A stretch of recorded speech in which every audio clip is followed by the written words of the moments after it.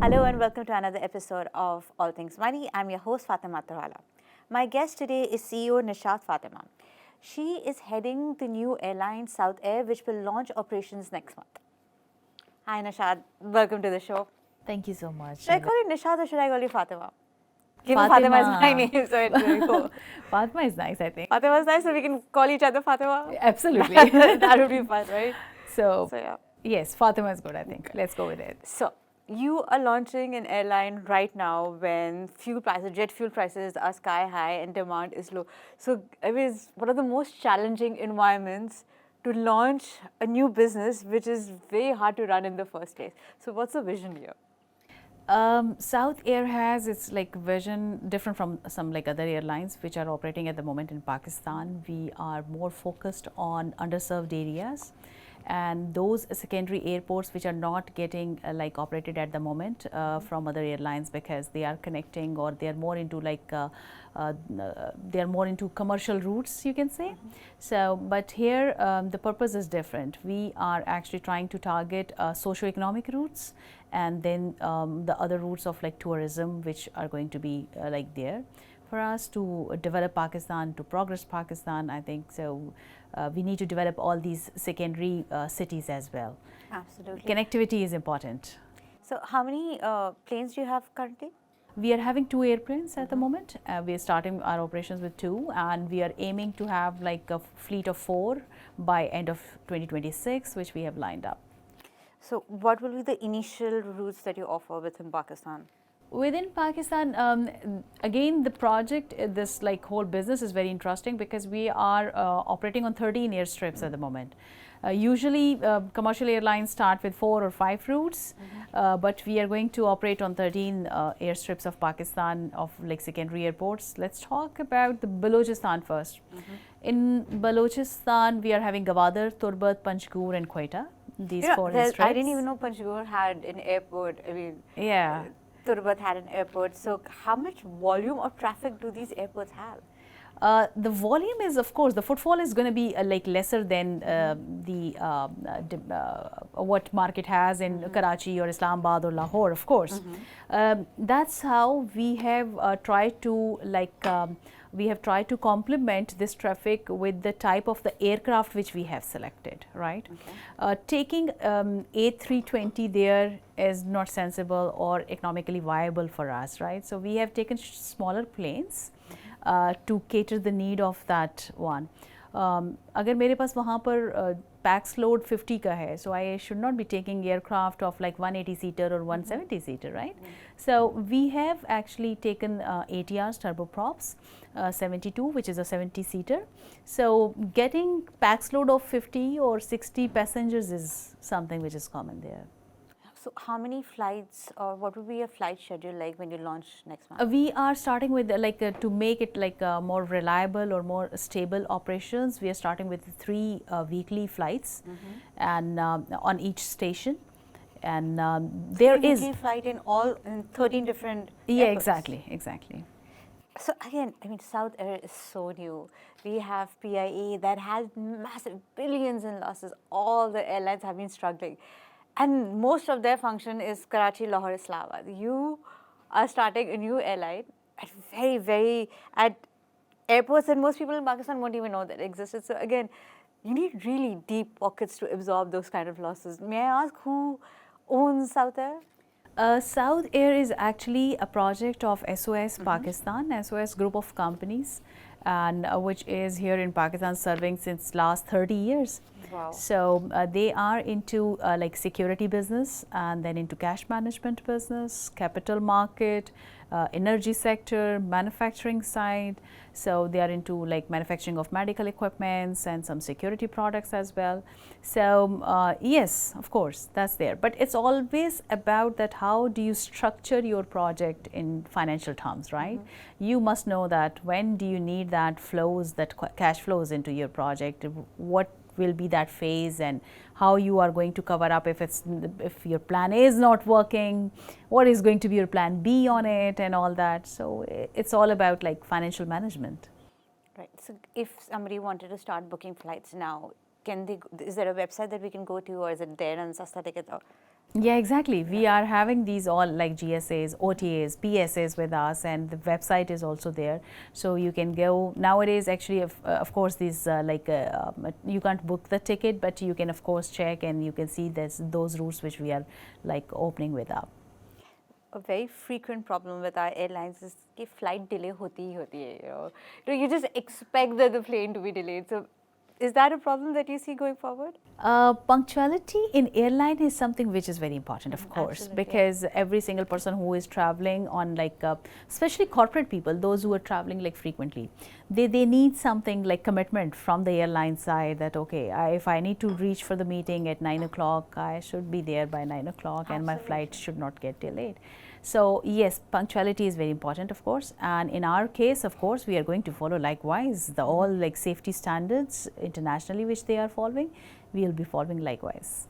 So these the commitment is there. The commitment is there. That's very happy. I'm very glad to hear that. These 13 airstrips that you will be operating in, what will be the profile of your passengers? Because most people will not be going to Turbat. So what kind of passengers are you expecting? Very interesting question, actually.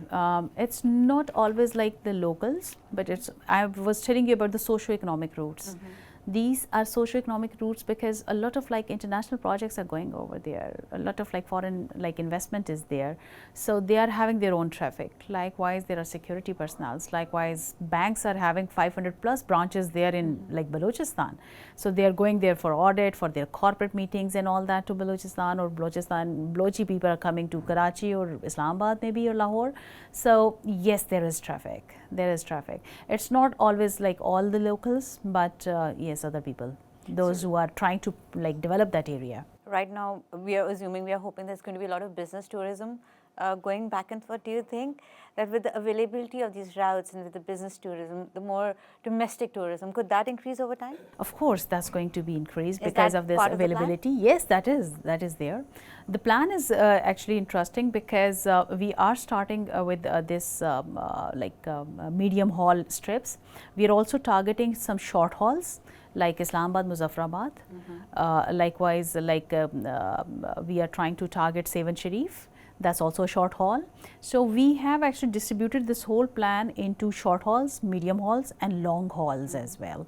Then in long hauls, you will see this thing that there are some long hauls in domestic like Karachi, Islamabad, if you say. But there are some long hauls which are international as well, which will be targeting in the third phase of this whole project. And over there, we are going to have the direct flights to some international destination. So yes, it is going to be there. Right now, South Air is completely domestic, but completely domestic. So yeah. The long-term plan is to take it international. Of course, of course. So could you elaborate on the phase 1, phase 2, phase 3 plans that you have? Obviously, the phase 1 is more focused on like medium hauls, which I'm talking about at the moment, like Gwadar, Turbat, Panchkul, Multan's connectivity with Karachi. Likewise, Faisalabad's connectivity with Karachi and Sialkot. And in tourism aspect, we are targeting Skardu, Gilgit and Chitral. So the turboprops which we are using, all like these airports are actually, they are having that infrastructure which is supported by like all these equipments. So in short hauls, I have told you about Muzaffarabad and then like towards Seven Sharif, and there are some like Monjudaro and other like areas as well which we can do. And we are planning to do that with the like help of like governments. Kashmir government is involved into it, Sindh government is involved into it. So we have already like started working with them on it. In long hauls, yes, exactly. We are looking for like Islamabad, Karachi, which are like typical routes of ours. Other commercial airlines are operating at the moment. So the moment after a year, we will be like in a phase that we can go international. In international, we will be going with the wide bodies, and in wide bodies, we will be taking the direct flights to like international routes, which PIA was also like doing before. Still, they are doing few, like couple of them even now. So we will be doing likewise. There is another model of it where the long hauls are going to be involved, is actually making Pakistan a transit hub like Emirates model. They have made Dubai as a transit hub. If you talk about Qatar Airways, you will always get the connection from Doha. So this South Air Pakistan is going to be a connectivity that way, that we are going to provide the transit hub Islamabad airport is pretty like supported as infrastructure wise. Karachi needs to be a little improved. So I hope Pakistan Airport Authority will like start working on it. It's a like long time thing, maybe 3 years down the line you see that. But yes, the ultimate is to appear as South Air as like giving Pakistan a transit hub for all international connectivity. Yes, I would love for Pakistan to serve as a transit hub, but anyone who has traveled internationally and then when you land in Karachi airport, the vibe of that airport, the airport is the first view, the first impression you have of that country, and Jinnah airport is not the first impression I want to. And then when you come out and you see those sad trees, it's so the amount of traffic that an airport would have to manage to be a transit hub, even a tiny one, I would, for the infrastructure investment for Karachi airport alone, even Islamabad, it's a tiny airport at the end of the day, and Lahore airport doesn't even have a proper eatery. So I mean, those are very ambitious goals to have. It is, no doubt. Even starting this airline was ambitious for me. Extremely ambitious, yes. It was ambitious. When we have started working on this airline business, people were of like more of this concern that it's pretty risky business. There is no business which is not risky. Be that as it may, but we all have a PIA hangover with the billions in losses as a state-owned enterprise. Then it finally got privatized, and then we had Arif Habib coming on air and saying, see, we cannot run this airline at the current fuel prices, the jet fuel prices. And now we have a new airline that is servicing some of the most difficult airstrips in Pakistan. So yes, definitely very ambitious, very necessary as well, I'm sure. But do you think that even with the current geopolitical economic crisis that is, even businessmen do not have the appetite to spend a lot on airfare? So do you think the demand would be there given the affordability, given the very high taxes formal sector has to pay? Yeah, exactly. Still there is demand into the market. If I talk about one of like Pakistani like private airline has just shut down. It's been like a couple of months. So there is demand, there is actually market. That passenger is there. There isn't any doubt at all. And people are even buying that. A couple of days I have seen a ticket of like Karachi, Quetta that was of like 80,000 or 88,000. Is anybody buying those tickets? People are buying that. People are buying. 88,000 just. They are having that buying power. Yes. Wow. I guess you're right.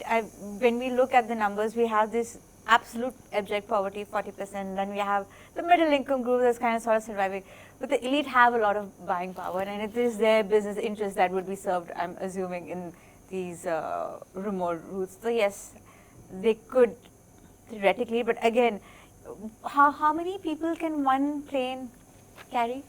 The one which I am having at the moment, it can carry 70. 70. So So what is the minimum number of people that you need? 55. 55 for it to be commercially viable? Yeah.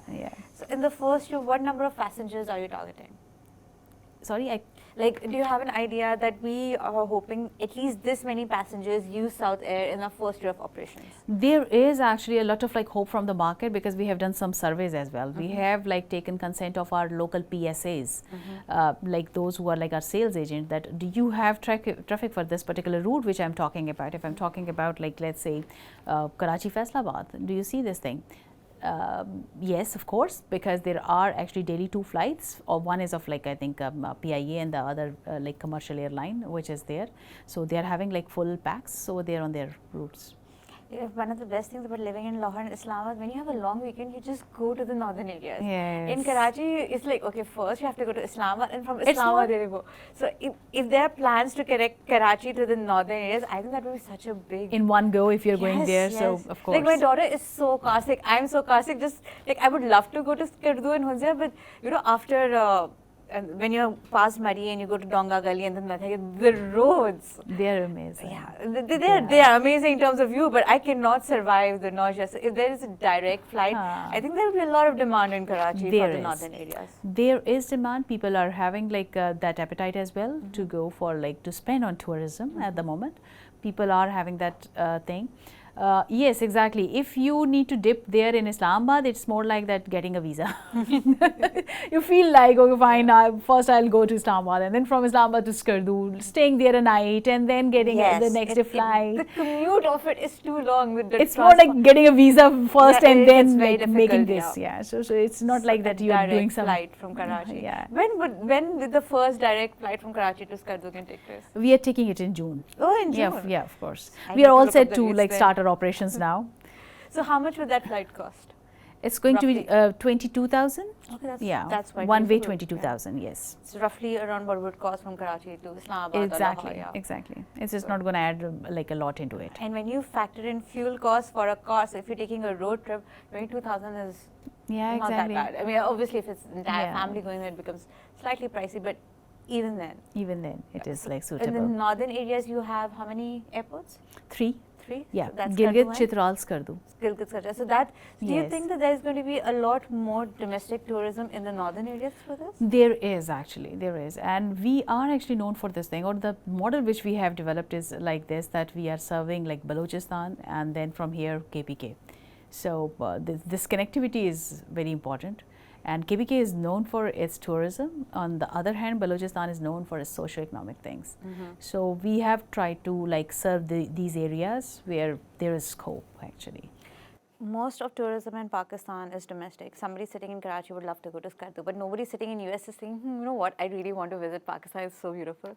So, but if there are direct international flights that go directly to Skardu, then maybe there could be more international demand. So is there such plans? Absolutely. When we will be having like our long hauls over there, we are going to cover these like areas this way. And you have a time span, like in the next 3 years, in the next 5 years, we will have international flights. In an year time. In a year's time. Yeah, exactly. We need to, there is a compulsion from the regulatory that you need to perform first 1 year as domestic and then you can go international.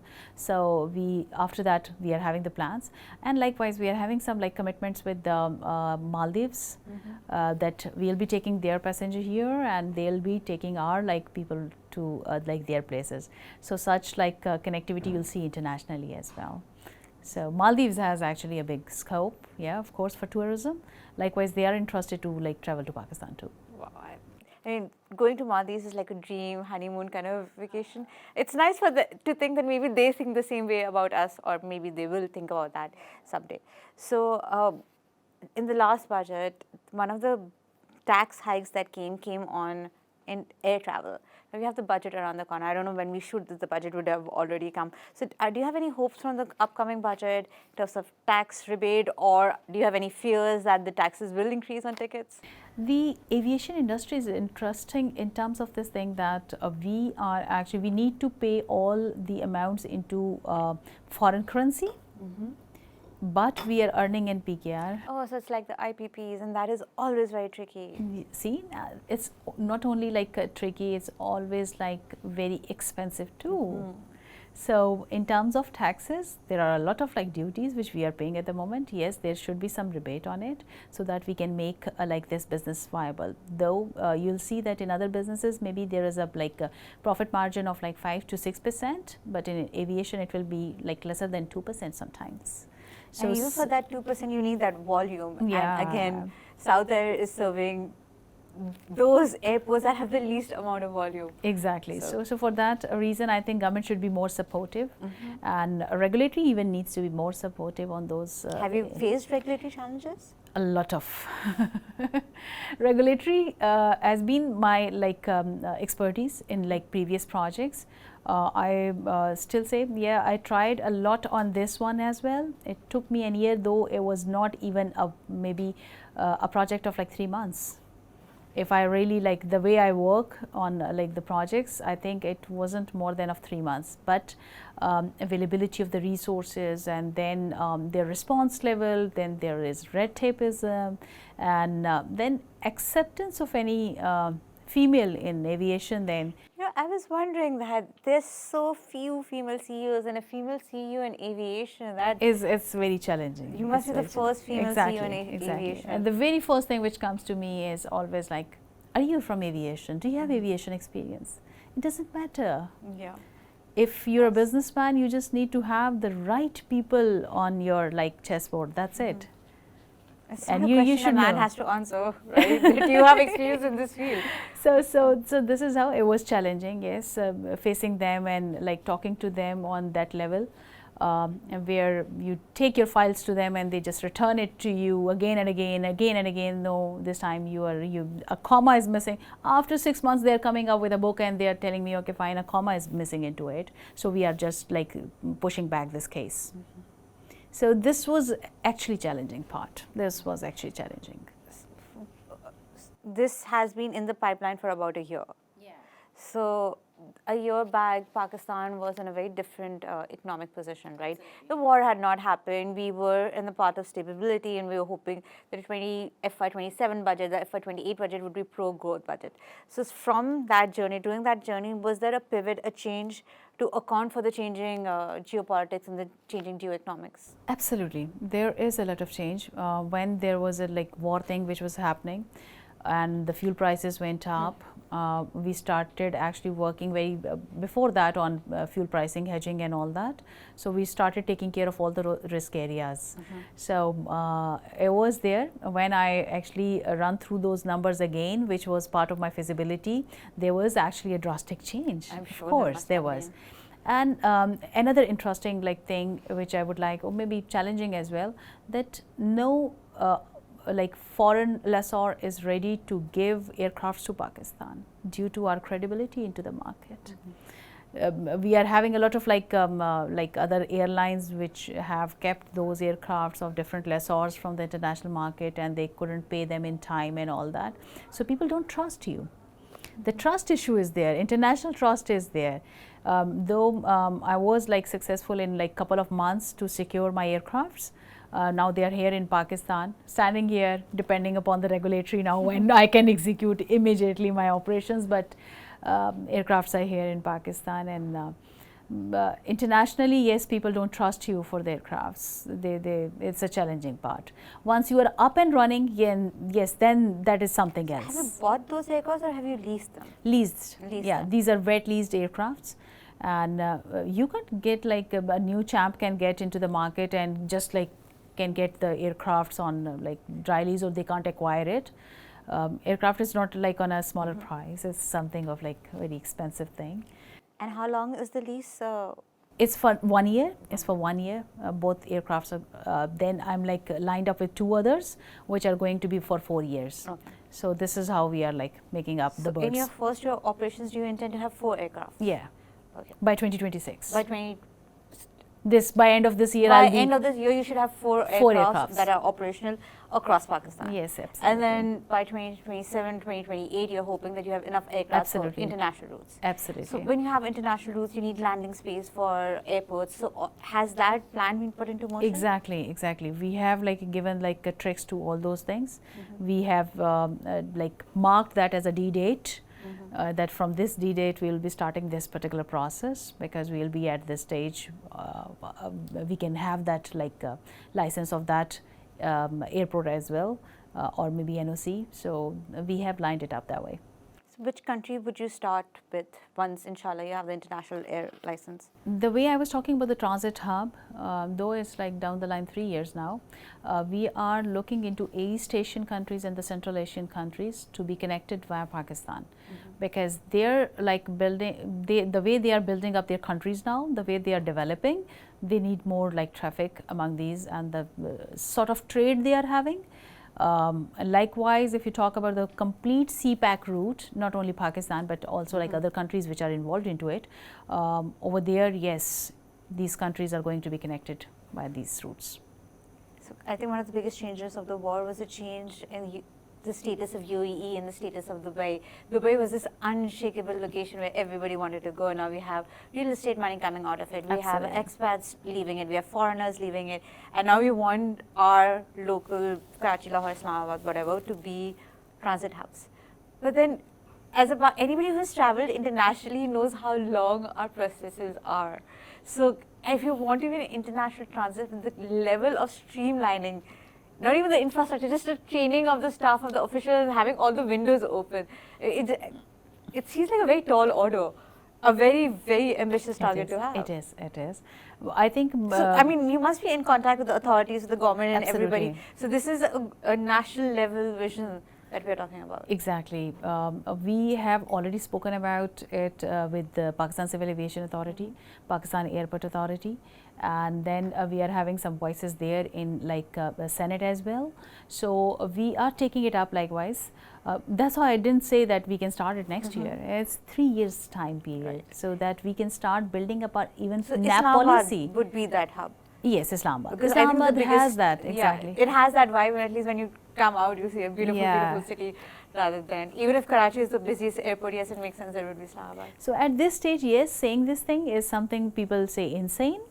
But I think when I started working on aviation, like on airline, even at that moment when I was saying, okay, it's a like couple of months thing and we can jot it down this way, people were like, I'm very ambitious. So, but women are ambitious. You have to be. If you are a successful woman, you have to be ambitious. You cannot not be ambitious, otherwise you won't be successful. We don't leave any stone unturned, I think.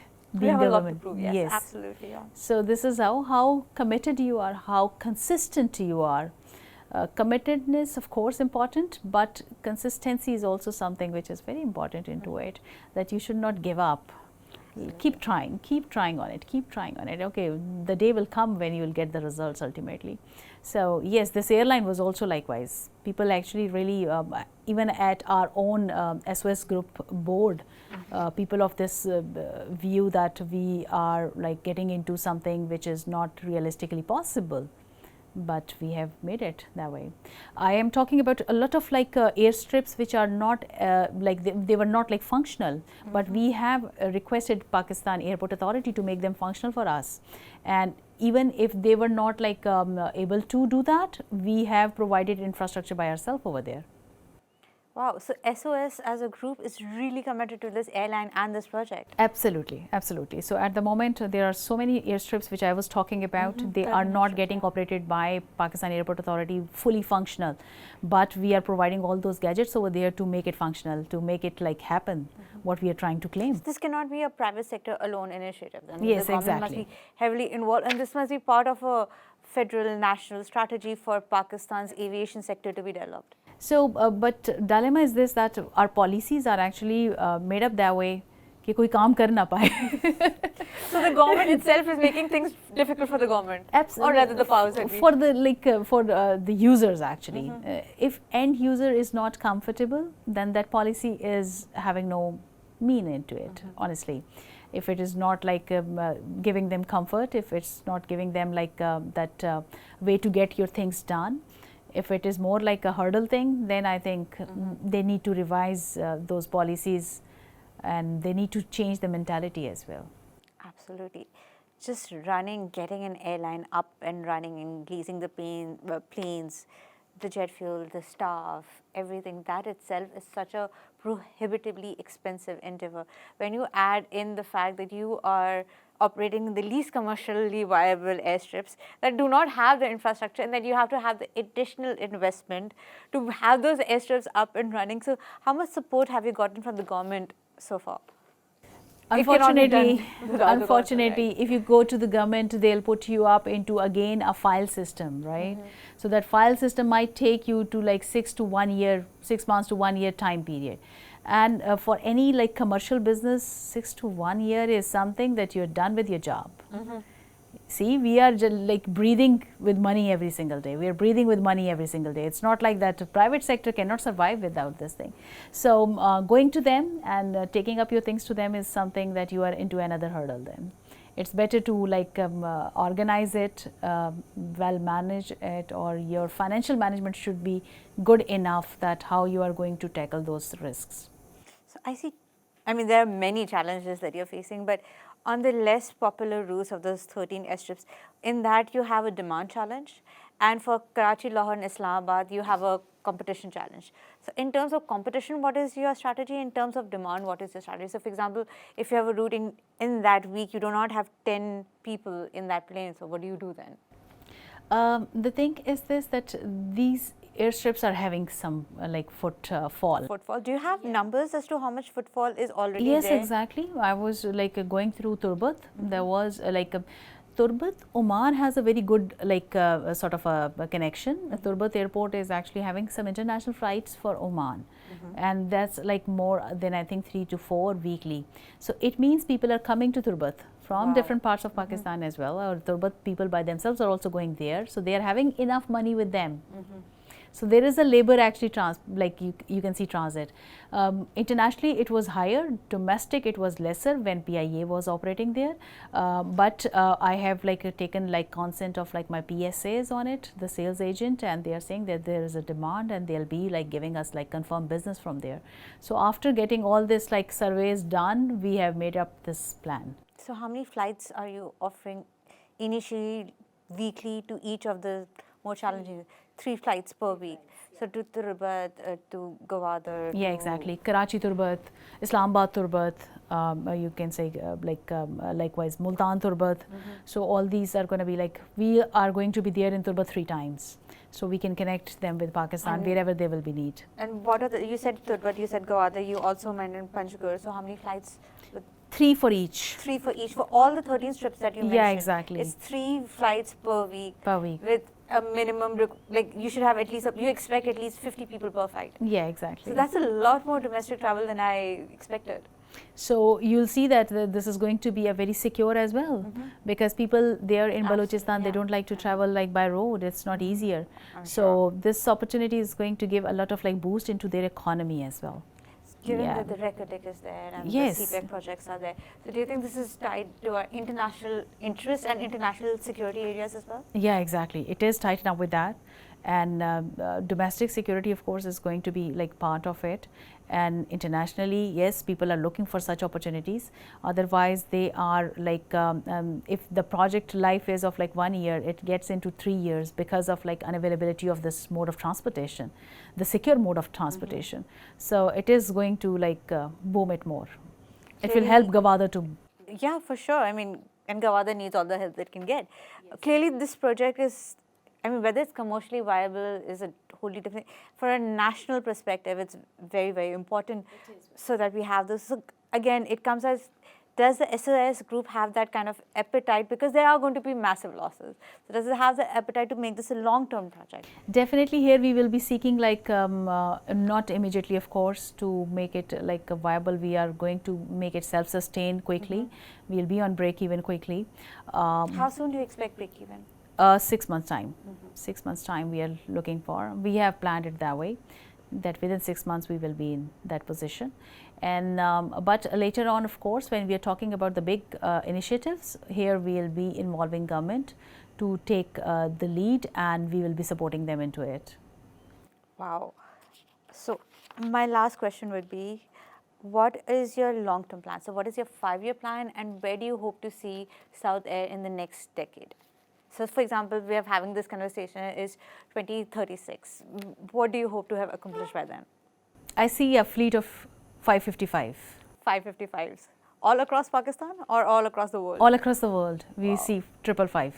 And then, let's be ambitious. Let's be ambitious. And Islamabad would be this transshipment hub that would put Qatar Airport and the Dubai Airport to shame. Absolutely. The way you can see now, right after the war, it's very difficult to rebuild it again with that same spirit. So Pakistan has that potential for Gwadar and Islamabad to connect it that way. So with these very lofty goals and very ambitious ideas, I wish you the best of luck. And I really hope that South Air is able to accomplish everything it has set out to do. Definitely, inshallah. Thank you. Thank you so much for your time. Thank you.